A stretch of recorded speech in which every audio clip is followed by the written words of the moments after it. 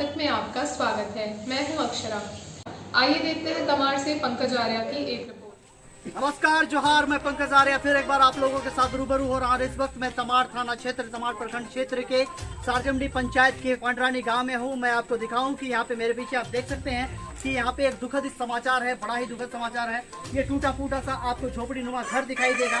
इस घर की गृह स्वामिनी जो है ये सरला देवी है। इनके नाम से अब तक प्रधानमंत्री आवास नहीं मिला है और एक तरह से किस तरह से ये जिंदगी जी रही है। तो आइए इसकी बानगी दिखाते हैं आपको हम कि किस तरह से यहाँ पे ये नारकी जीवन जीने के लिए मजबूर है और तमाम प्रशासन के लोग यहाँ से गुजरते हैं। ये बिल्कुल रोड पे इनका घर है और आपको मैं बताऊं कि ये काला रोड यहाँ पे गुजरता है, लेकिन आप देखिए कि यहाँ किस तरह से ये अपना जीवन गुजर बसर कर रही है। आपको यहाँ पर दिखाई देंगे कुछ बर्तनें रखी हुई है जिसपे ये खाना बनाती है। ये रसोई जिसे हम लोग अंग्रेजी में किचन कहते हैं। बड़ा शानदार सा किचन होता है हमारे जनप्रतिनिधियों का, नेताओं का, प्रशासनिक अधिकारियों का। लेकिन आज देखिए कि ये पांडरानी की रहने वाली सरला देवी किस तरह से जिंदगी गुजार रही है। और यहाँ पे रसोई आप देख सकते हैं किस प्रकार से यहाँ रसोई है। इसके साथ ही मैं उनका आश्रय दिखाऊं, जहाँ वो ठिकाना दिखाऊं जहाँ वो सोती हैं। आप देखिए कि ये बेड है, ये छोटा सा खटिया जिस पर यही सरला देवी है। ये हमारी दादी जैसी है, आपको दिखाई देगी।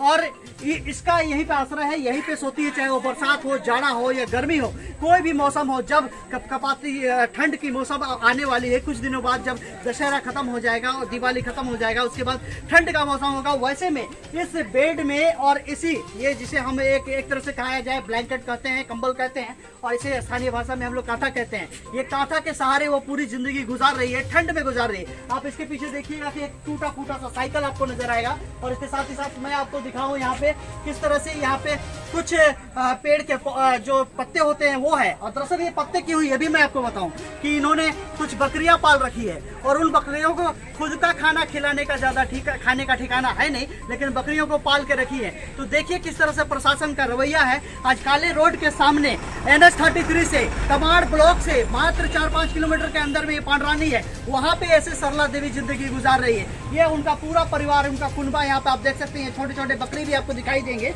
इन्हीं बकरियों की मैं बात कर रहा था। और उसके पीछे आपको कुछ मुर्गियां भी दिखाई देंगे, मुर्गे दिखाई देंगे। तो ये इनकी जिंदगी है। दरअसल गाँव की जिंदगी, ग्रामीण जिंदगी यही होती है और इसी पे हम लोग बेहतर जीवन जीते हैं, इसे ही अच्छा समझते हैं। लेकिन बात तब आ जाती है साहब जब प्रधानमंत्री आवास के तहत सभी को छत का सहारा मिल रहा है, सभी को आवास मिल रहा है। तो ऐसे में सरला देवी को क्यों नहीं मिल रहा है? ये सबसे बड़ा क्वेश्चन है, सबसे बड़ा ये क्वेश्चन मार्क बनता है। आर्या न्यूज झारखंड कोशिश करता है तमाम जनप्रतिनिधियों के साथ ही साथ तमाम प्रशासनिक अधिकारियों से, आखिर क्यों सरला देवी के साथ ऐसा सौतेला व्यवहार। तो आइए उनके परिवार के सदस्यों से भी मिलते हैं। उनके ये बेटे हैं और उनके साथ ही इनके ये पोते हैं और ये पोती है छोटी से, और इसके साथ ही ये एक छोटा सा पोता है और आप उनकी बहू है। और इन्हीं के ये एक तरह से कहा जाए सास है और उनकी माता है। तो सरला देवी के यहाँ पूरा परिवार है और इस परिवार से हम लोग जानते हैं और बातें करते हैं इनसे और तमाम चीज़ों की तहकीकात करते हैं कि आखिर क्यों सरला देवी आज अपने एक पक्के मकान के लिए, एक आवास के लिए, एक छत से महरूम है। आइए मिलते हैं हम लोग सरला देवी के पोते से। क्या नाम है बाबू तेरा? विकास पात्र। कितना क्लास में पढ़ते हो? 11 क्लास में। कहाँ पढ़ते हो? तमाड़ा स्कूल। तुम्हारी दादी तुमको मानती है? हाँ। अच्छा, तुम्हारी दादी यहाँ पे हमेशा ही? हाँ यही तो है, तो यही ना नहीं रहती है। हाँ। और जब बरसात काफी बारिश, अभी तो बहुत बारिश हुआ था। हाँ, फिर भी यहीं पर थे हम लोग सब कोई। यहीं पे थे? हाँ, तो फिर रहेगा तब तो रहेंगे कहीं। अच्छा, उधर से तो ये टूटा हुआ भी दिखाई दे रहा हाँ, है तो। वहाँ से तो बारिश का फुहारा वगैरह सब कुछ आता होगा। वो रोड का भी पानी आता होगा। हाँ, आता है ना, झेल लेते वैसे ही। वैसे ही झेल लेते हैं। हाँ। कोई प्रशासनिक अधिकारी, कोई कर्मचारी, कोई जनप्रतिनिधि, कोई मुखिया, कोई वार्ड मेंबर, कोई यहाँ पे आप तक पहुँचा है क्या? नहीं, वो जो घर देने वाला तो पहुंचा था, साइन उन करवा लिया, फिर बोला कि फोटो लिया और बोला कि पैसा। तो हम लोग के पास अपना खाने का पैसा नहीं है, तो उसको कैसे देंगे पैसा? पैसा मांगा? हाँ, तो फिर हम लोग कुछ नहीं बोले, फिर कहाँ पाएंगे पैसा। बोले तो बोला कि ठीक है कोई बात नहीं, बोला। और फिर चला गया फोटो लेके। तो पैसा मांगा तो खाने का पैसा नहीं वाला हम लोग का। कितना पैसा मांगा? 5000 बोल रहा था। 5000 पैसा मांगा? हाँ। तो बकरी उकरी है, मुर्गी उर्गी है, बेचकर भी 5000 तो नहीं होगा? नहीं नहीं होगा ना? नहीं हो रहा। तो वही चीज़ है। और पढ़ाई करके क्या बनना है बाबू आपको? करना है। क्या बनना है, कुछ सोचे हैं आप? तो ऐसे मुफलिसी की जिंदगी में आप कब तक संघर्ष करिएगा, कब तक पढ़ाई कीजिएगा? ऐसे टूटे से साइकिल में कैसे आप आगे बढ़िएगा? कुछ सोचे हैं मन में, क्या चलता है? और आपकी माँ का क्या नाम हुआ? मेरी माँ को संभाल देगी। कहाँ की रहने वाली है आपकी माँ? नहीं ना ही पंडरानी की ही रहने वाली है।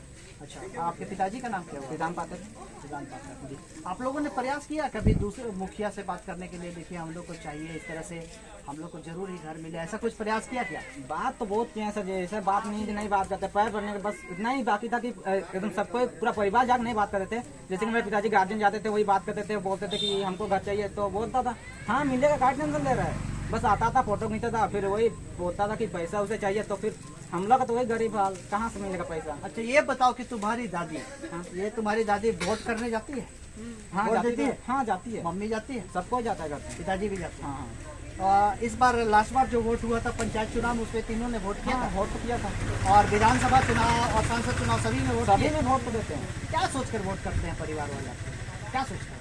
हाँ नहीं वही सोचते हैं कि मिलता है, पर लिस्ट में नाम तो आता है सबको, जैसे कि कोई है ना इंटरनेट में देखने वाला, तो लोग बोलता है कि नाम तो आया है तुम लोग का, फिर आ नहीं रहे तो हम लोग क्या कर सकते हैं, हम लोग को इतना पहुँच तो है नहीं जो उसका कुछ कर सकें हम लोग। यहाँ पे तो बहुत बड़े बड़े नेता आते हैं वोट के टाइम में, आप लोग के घर में आए? आते तो हैं, बस वोट के टाइम आते हैं, बस उसी टाइम सुनते हैं, फिर अपना मसले रहते हैं। आपके घर में कभी आए हैं क्या वोट के लिए? घर में तो हाँ मांगने के लिए आते हैं, रोड में तो रुकते हैं और बोलते हैं कि अच्छा, हाँ रुकते हैं, तू लोग घर सब क्यों हो जाएगा, बस एक बार वोट तो दो। वो तमाम नेताओं के कार्यकर्ता भी तो आपके गांव में होंगे ना, कुछ उनके कार्यकर्ता होंगे, तो वो लोग भी आते होंगे आप लोगों को वोट के टाइम में? आते हैं, बस बोलते हैं ना कि हाँ इस सब कुछ हो जाएगा, क्या टेंशन ले रहा है, वोट दो ना।